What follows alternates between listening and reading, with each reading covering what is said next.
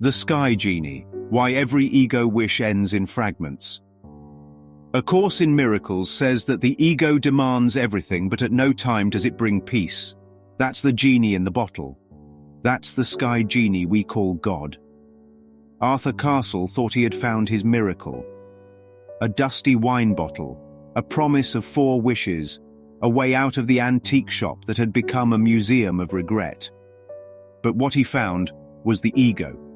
And the ego has a pattern, a script, a con. It offers dreams in place of truth and consequences in place of peace. The first wish, the test. The first wish was just a test. Fix the broken glass case, a nothing wish, a safe wish. But even here, Arthur reveals his belief. I'll believe in miracles if they fix form. This is the mind trying to test spirit with results. But miracles aren't about results. They're about release. And so the wish is granted, but nothing changes. Because nothing real ever needed fixing. The second wish, $1 million. Now the genie's teeth come out. Arthur wishes for $1 million. And for one shining moment it seems like the ego delivered. They give money to the needy. They laugh. They plan to travel. But the IRS shows up. The tax bill is $942,640, and they've already given away nearly everything else. This is how the ego works. It gives with one hand and collects with the other.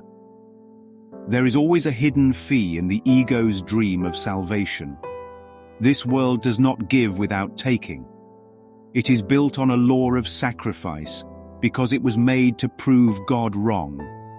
The third wish, power without end. After the failure of money, Arthur asks for power. Real power, the kind that can't be taken away. He says, "Make me the ruler of a country who can't be voted out." And the genie obliges. He becomes Adolf Hitler, in a bunker, moments before suicide. The ego granted the wish to the letter. But it always grants form without love, meaning without peace, and control without joy. Why? Because the ego can only give illusions.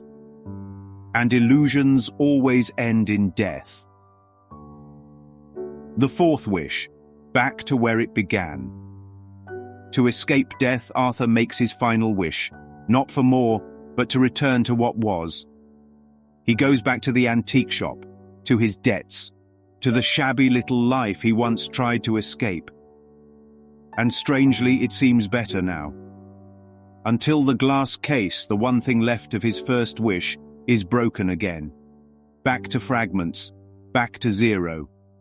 The hidden symbols, Castle and author. His name is Arthur Castle. Arthur, the author. Castle, the fortress of the mind. He thinks he's the dreamer of his dream. He thinks the problem is outside the walls. But what he doesn't see is that the castle is the illusion itself. And the author, that's the ego's version of God. Trying to rewrite truth with 1,000 wishes, instead of accepting what is eternal. The genie, projection of a sky god. The genie is not a holy figure. He is not spirit. He is the ego in costume, demanding specificity, contracts, and consequences. He is the symbol of a conditional God. A God who gives sometimes, who judges outcomes, who operates within time. This is not creation, this is bargaining. And the lesson is this. Every time you wish for something outside yourself, you are asking the genie, not God. Fragments and the illusion of gain. Arthur says it himself. All the wishes ended the same way, in fragments. That is the ego's trademark, shattered dreams, cycles of hope and loss. Because in the ego's world, every gain is a setup for a greater loss. And peace can never be found in what is unstable by design. The final scene, what changed? Nothing.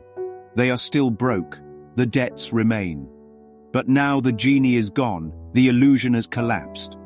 And perhaps for a moment, Arthur and Edna see that life can't be fixed from the outside in. They tried to alter the script instead of questioning the dreamer. And so the cycle repeated, until the glass broke again. Because only what is real can last.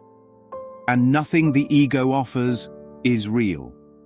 Let that be a word to the wise. Check your bottle. Because the genie you're waiting on might be the very thing keeping you asleep.